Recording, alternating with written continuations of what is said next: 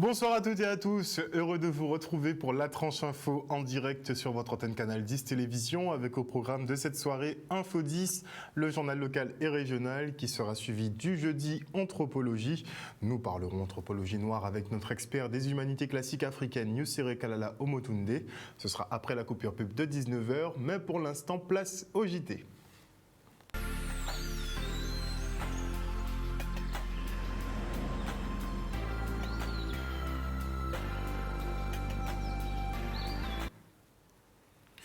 Nous sommes le jeudi 10 mars 2022 et on débute ce journal avec une mauvaise nouvelle pour la famille Madel qui voit plusieurs décennies de travail partir en fumée. Leur restaurant Le Poisson d'Or à Port-Louis a été ravagé par un incendie dans la nuit. L'essentiel des dégâts semble être localisé au niveau de la cuisine, mais l'entreprise prend un sérieux coup dans une période de très forte affluence.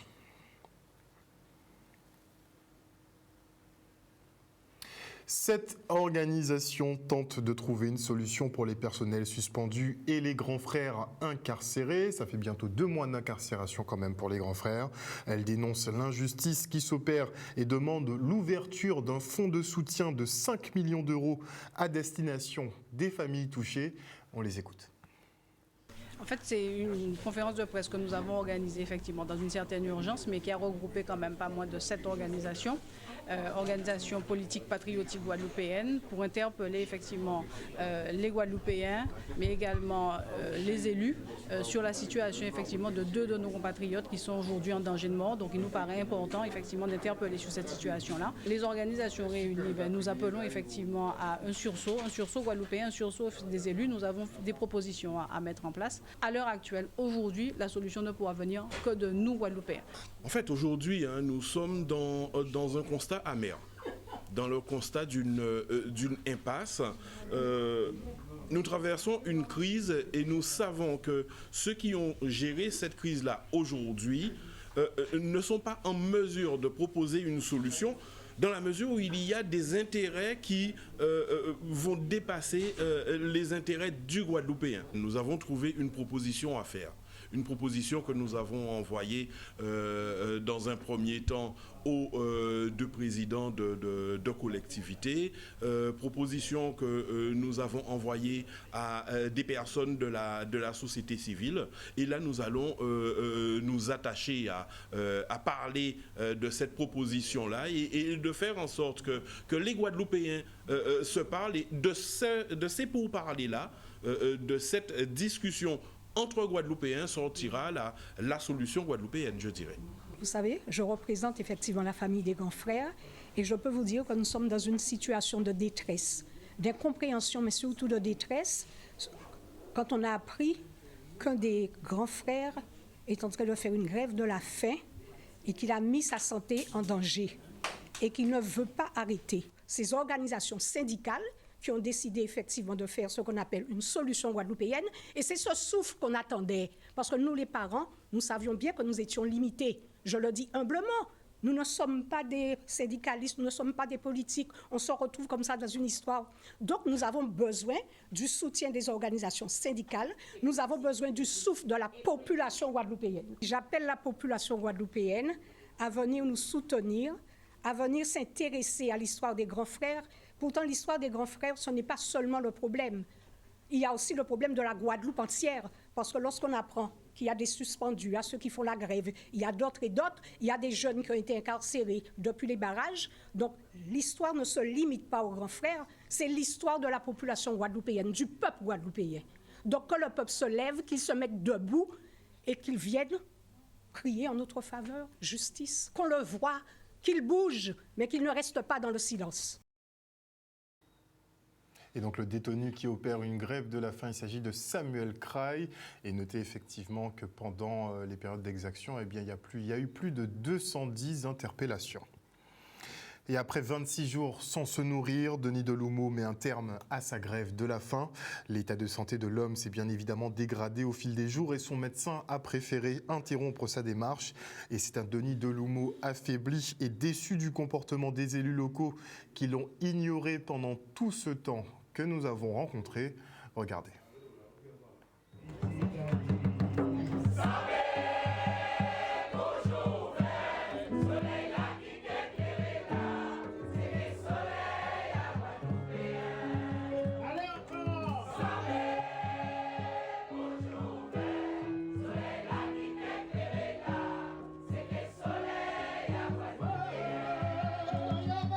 Ben, là, depuis au moins 6 semaines, j'ai commencé à tenir douleur, mais bon, on a essayé de cacher ça au maximum. L'équipe médicale a déjà prévenu moi qu'entre le 21e et le 30e jour, c'est en phase fatidique et le 30e jour, on rentrer dans d'autres phases encore plus critiques. Donc, après autant de douleur, la famille a insisté effectivement pour arrêter. Et on était entre des idées, entre famille en moins et la Guadeloupe, en même temps famille en moins c'est en Guadeloupier. Donc on dit qu'on mène les combats là différemment, donc on a décidé de mettre en terme à la grève de la faim. Comme on voit, après 24 jours, première fois nous avons élus, et après 27 jours, de retour à ces élus-là, nous pas ni rien. Donc on a estimé que oui, on veut bien sacrifier pour la Guadeloupe, mais à condition que le combat là nous gagnions. Donc sans commander ces Guadeloupéens là, c'est de prendre relais là. Moi, qui est là toujours, en qui est là si on d'autres formes, en qui prend temps pour poser, parce qu'effectivement on fait un électrocardiogramme beau matin, parce qu'on tenait des douleurs. Mais bon, il s'avère qu'il est bon pour le moment bilan là, mais le médecin a dit moi de stop. Donc en cas arrêté.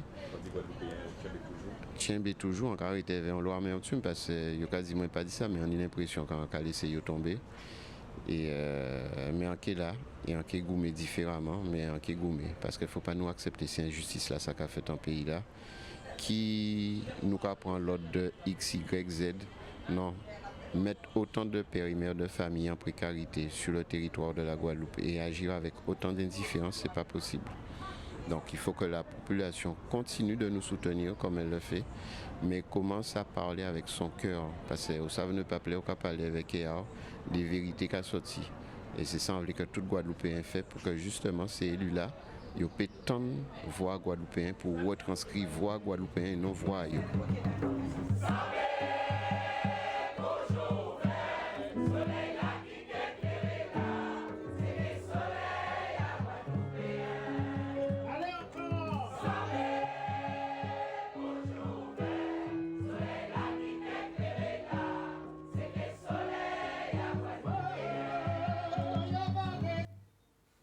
Un reportage signé Michel Depape.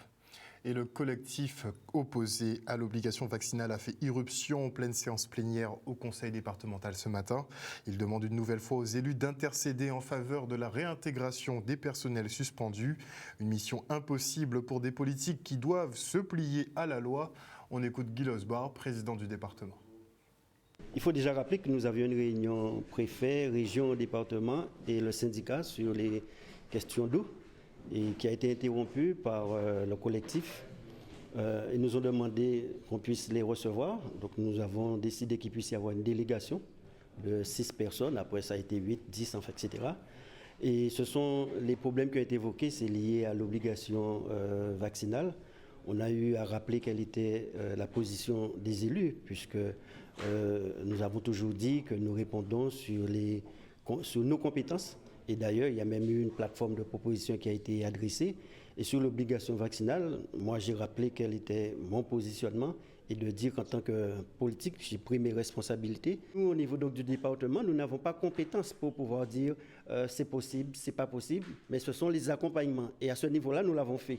Moi, en tant que président du département, concernant le SDIS, c'est pratiquement 1500 personnes qui sont concernées. Et jusqu'à aujourd'hui, il n'y a pas eu de sanctions. D'ailleurs, les représentants syndicaux des pompiers l'ont reconnu. Autre chose, l'ensemble des élus, et notamment les parlementaires, ont eu l'occasion d'intervenir pour qu'il puisse y avoir cette cellule d'accompagnement. Cette cellule d'accompagnement pour reclasser, redéployer celles et ceux qui n'étaient pas en situation de vacciner, ou encore pour des ruptures de contrat et permettant une indemnité de l'ordre de 60 à 80 000 euros. Et bien sûr, il y a un certain nombre de personnes qui ne sont pas entrées dans le dispositif et qui font l'objet. Donc j'ai eu l'occasion de rappeler quel était notre positionnement. Nous ne pouvions intervenir, moi en tant que président du département ou ni le président de région, nous ne pouvons dire qu'à partir de demain, il n'y a plus d'obligation vaccinale. Les seuls éléments, c'est au-delà de la cellule, c'est quelle forme de solidarité que nous pourrons mettre en place et que, contrairement à ce qu'ils disent sur le plan politique, j'ai bien affirmé quel était mon positionnement par rapport au SDIS, malgré l'existence d'un texte. il y a eu des discussions sur le nombre de vaccinés, etc. Et j'ai eu l'occasion de dire, il y a dans d'autres territoires de la République, comme en Polynésie, où ils ont l'autonomie de santé, et à ce moment-là, il n'y a pas eu d'obligation vaccinale ou pas. Ce sont les élus qui ont pu décider. Donc il faudrait que tôt ou tard, que nous arrivions à ce stade et qui éviterait toutes ces discussions. Et ensuite, au-delà des différentes interventions, on s'est rendu compte que même si nous passions la journée, il n'y aurait pas eu d'avancée. Et c'est en ce sens qu'à un moment, il fallait mettre un terme à cette réunion qui ne permettait pas d'évoluer. Pour le moment, nous attendons voir qui a proposé nous, qui a proposé nous, qui le conseil départemental, le conseil régional a proposé, qui les parlementaires a proposé nous. Parce que tout comprendre, hein, depuis plusieurs mois dans le mouvement, nous ne pouvons pas laguer. Nous ne pouvons pas accepter de perdre milliers de familles en difficulté parce que nous avons appliqué un dispositif qui est totalement insensé, totalement insensé. Et tous les scientifiques là, tous les journalistes là qui soutiennent le dispositif là, ça, tous les personnalités politiques qui soutiennent le traitement là, ça, je dois constater que finalement ils trompent. Même dire comme ça, on n'a pas compris que le vaccin n'était pas efficace. Qui joue à foutre le monde dehors pour un dispositif qui n'est pas efficace, qui n'est pas protéger, pas protéger les familles, en plus qui rend nous malades encore en tête et en vie, ça n'est pas normal. Et donc, position politique là que nous avons exigé de ces ministères, ça veut dire exiger. Parce que c'est ça le mandat là, ça y est, nous. Faites confiance, vous pouvez défendre la vie, vous pouvez défendre la santé, vous pouvez défendre les familles, vous pouvez défendre l'équité, vous pouvez défendre la liberté. C'est ça, vous dit nous. Je ne peux pas dire nous qu'on ne peut pas. Nous contrôlons plusieurs fois pour mettre avec eux, ça nous a créé un dispositif de sortie de crise. Quand ils répondent nous, que nous disons comme ça, c'est la compétence de l'État, pas la compétence de l'État. Alors si la compétence de l'État, qui ne plaît pas, on met pas en difficulté, les gens qui ont voté, on n'a rien à dire, pas de position politique. Donc nous venons réclamer ce là. En position politique du président du conseil régional. Le président du conseil régional, les chances nous préfèrent dater dans la nouvelle bon maintenant. Quand on fait la faire, il y a qui échappé. Et c'est mettre à raconter nous même bité là, à savoir qu'il y a déjà fait, il y a pour faire, il y a qui fait, mais finalement, pas compétence à eux, c'est l'État qui n'a géré pour le ça. Or, eux même, j'apprends des décisions politiques, notamment s'agissant des pompiers. À rappeler que les pompiers, comme les ambulanciers, ils ont assujetti à la même obligation vasculaire, telle que la loi a prévoir, qui les personnels de santé, et d'ailleurs, ils n'ont pas qu'à appliquer. Pour les pompiers, pas appliquer pour les ambulanciers, pas appliquer bon établissement. Donc nous rendons ça inapplicable. Donc par rapport à une telle situation de mépris vis-à-vis des soignants, de mépris vis-à-vis de la personne humaine même, nous décidons d'interpeller encore une fois le conseil régional et le conseil général. Qui je peux dire nous comme ça que je simplement dit nous comme ça que je ne peux pas faire ailleurs. Tout à l'heure la politique a venu, l'élection a venu, ils ont dit votre mandat vous avez fait. S'ils ne sont pas capables de faire, c'est une question aussi grave que la continuité des soins, c'est la qualité des soins, la prise en charge des personnes âgées, la prise en charge des personnes en situation de handicap, la prise en charge des gens qui sont dans les établissements, comme les établissements médico-sociaux, les petits gens qui sont malades, les petits gens qui sont handicapés, qui on ne peut pas prendre des positions comme cela, alors que c'est ça même à la population là, c'est la solidarité, c'est l'engagement, c'est le professionnalisme, c'est la préservation de la vie. Je dois quoi roter vie en main à monde, c'est pas normal, c'est pas acceptable. Et vous le savez, l'offre de soins a été clairement bouleversée par cette obligation vaccinale. Et je vous propose de voir le dernier tweet d'Olivier Véran, le ministre de la Santé, qui vous dit « Il fallait donner plus de moyens à nos services de réanimation.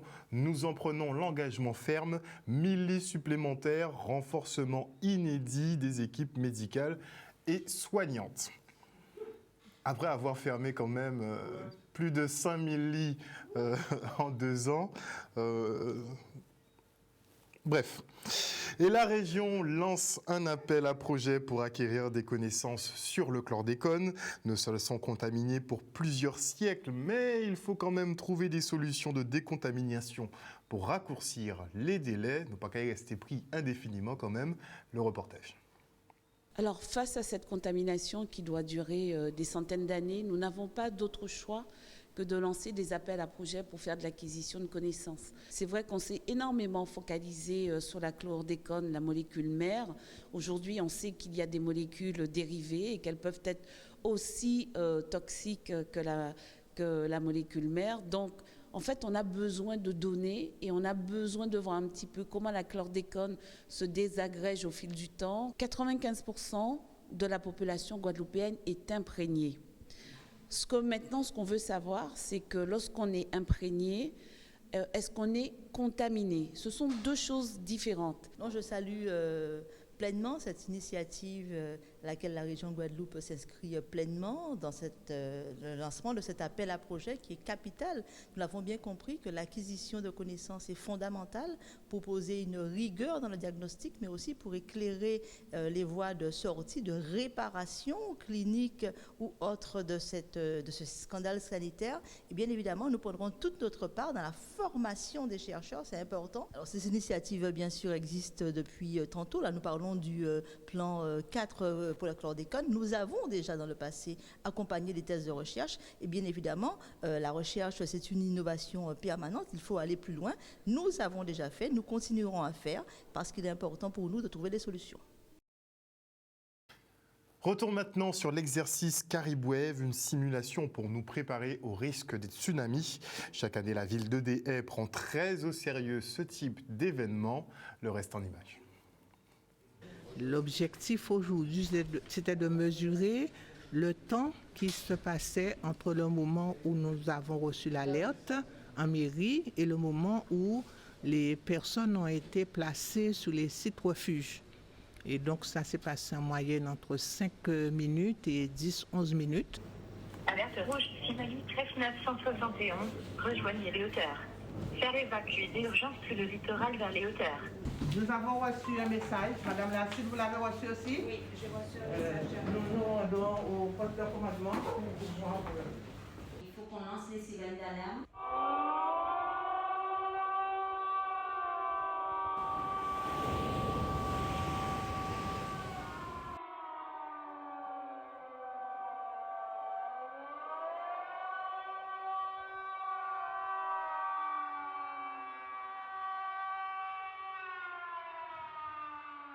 Alors nous avions plusieurs scénarios.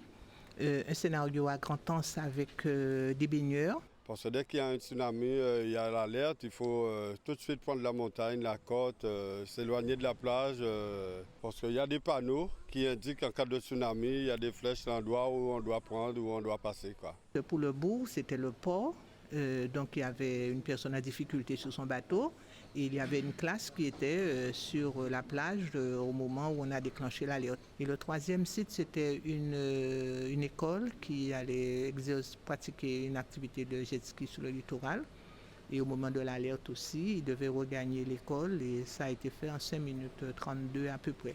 Et on fait le tour et puis on vient justement ici à la plage et on entend les sirènes, tout ça, et on vient nous dire que voilà, il faut évacuer, il faut monter. Et on a suivi le chemin qui était indiqué en fait, et voilà. On n'est pas en Belgique habitué au tsunami, donc moi j'ai pas eu peur, non.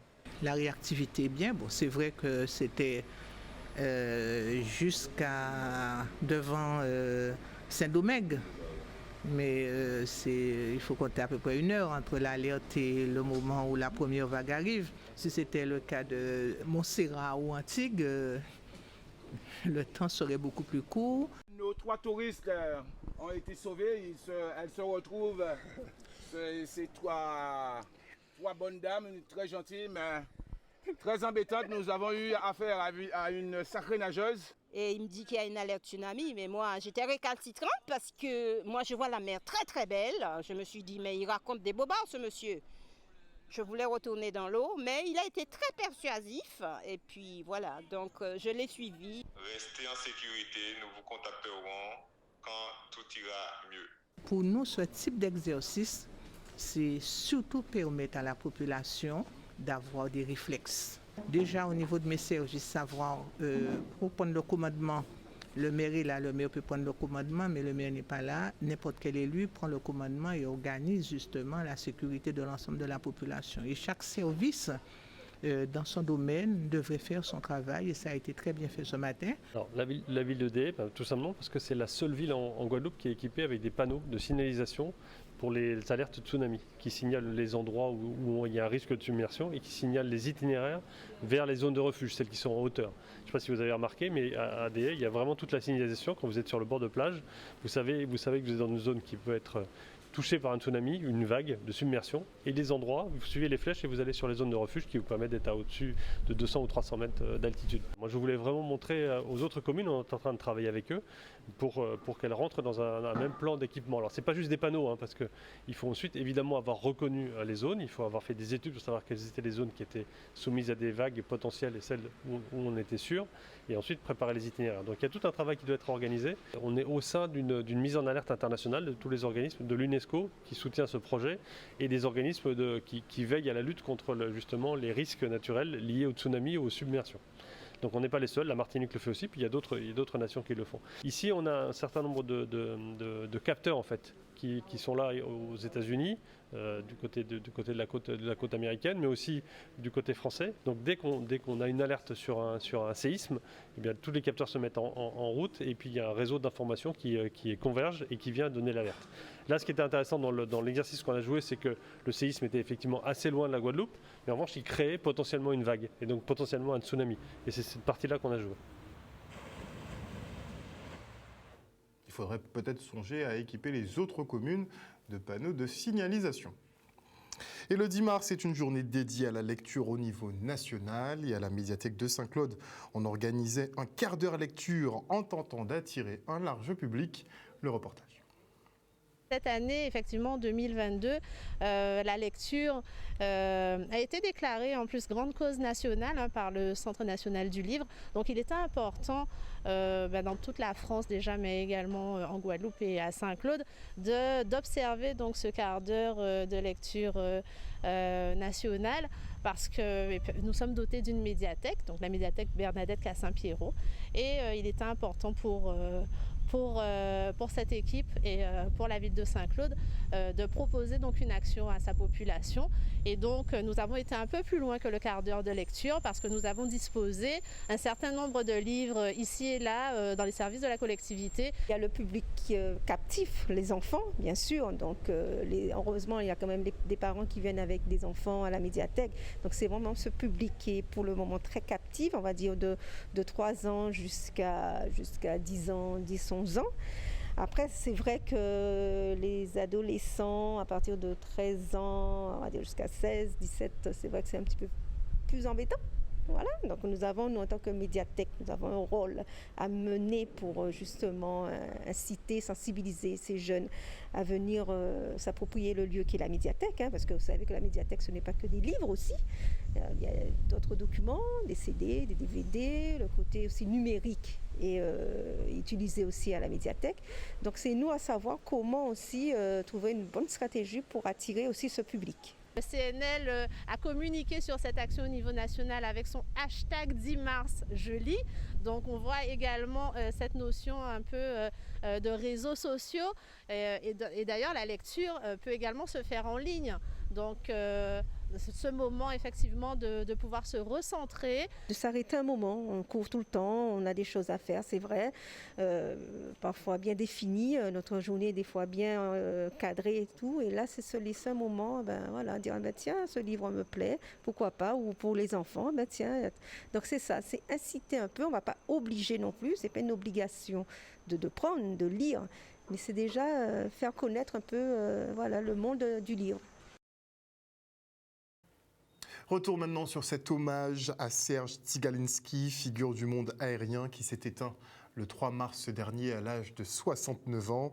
40 ans de carrière lors desquels il a marqué de son empreinte le transport aérien dans notre région en occupant les plus hautes fonctions chez chacune des 3 principales compagnies aériennes de la zone, à savoir Air France, Air Caraïbes et bien sûr Air Antilles, dont il a décuplé l'activité. Regardez. Je suis très heureux que cet hommage soit réussi, car Serge Tsigalinski méritait cet hommage. C'est quelqu'un qui a passé une carrière professionnelle de quasiment plus de 20 ans dans notre environnement du transport aérien. Il a traversé et il a œuvré dans chacune des 3 principales compagnies aériennes, Air Antilles bien sûr, notre compagnie, mais aussi Air France et Air Caraïbes. Et ensemble, on a œuvré pour qu'Air Antilles, aujourd'hui la première compagnie aérienne régionale de la Caraïbe, avec plus de 25 destinations dans la Caraïbe, soit devenue la première compagnie aérienne de toute la Caraïbe. C'est un grand patron du transport aérien qui nous a quittés. C'est aussi un mentor, un ami, celui qui m'a recruté, celui qui m'a permis de revenir chez moi aux Antilles, puisqu'il m'a recruté de Paris. Il m'a transmis cette passion, cette vision qu'il avait pour le transport aérien. Et je lui dois une grande partie de mon parcours parce que même après son départ d'Air Caraïbes, nous sommes restés très proches. Et il a continué à me donner de nombreux conseils. Air Caraïbes, à l'époque où Serge Tiganiski est arrivé, c'était une compagnie régionale, donc avec des vols entre Pointe-à-Pitre et Fort-de-France et Saint-Martin. Et nous sommes partis sur le long courrier. Donc vous voyez, c'est une marche quand même assez haute à gravir. Et Serge Tiganiski, avec son expérience, avec son talent, a su emmener toute l'équipe des salariés qui étaient déjà sur place, parce qu'à l'époque, il y avait déjà 200 salariés qui étaient des anciens d'Air Guadeloupe, d'Air Martinique et donc des Antillais. Et il nous a fait progresser pour nous permettre d'être une compagnie de référence sur le long courrier. Et surtout, il nous a permis de garder cette fierté d'appartenance, cet ADN antillais. On parle en créole dans les avions d'Air Caraïbes et tout ça, on le doit aussi à Serge Tiganiski. C'est Serge qui a été l'homme de la mise en œuvre, l'homme de l'impulsion et puis également l'homme de la vision. C'est-à-dire que c'est lui qui nous a amené à créer notre classe Madras, c'est-à-dire la meilleure offre en termes de produits sur les vols d'Air Caraïbes. C'est lui qui nous a aidé à comprendre qu'il fallait faire du digital, créer un site internet. Donc c'était à la fois un très grand patron, et je salue aujourd'hui sa mémoire, mais aussi un visionnaire. Et c'est pour ça que nous étions devenus aussi amis, qu'on a partagé des bons moments, des moments plus difficiles, mais évidemment ce sont les meilleurs souvenirs qui restent ce soir.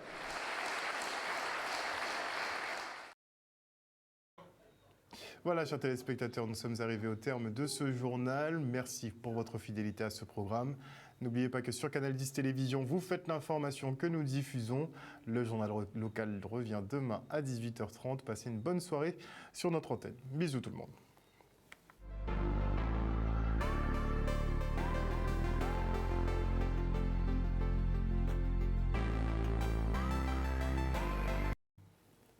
À venir dans la tranche info sur Canal 10 Télévision, le jeudi anthropologie avec notre expert des humanités classiques africaines Nusere Kalala Omotunde. Ce sera après la coupure pub.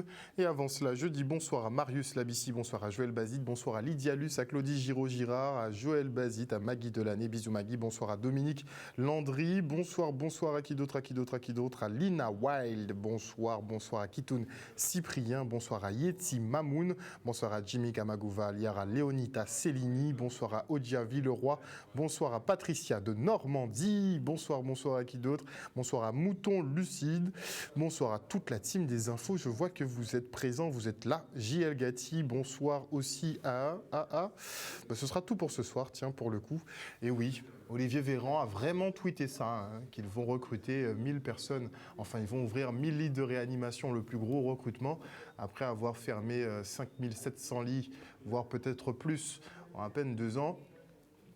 C'est un petit peu du foutage de gueule. Allez, on se quitte pour la pub.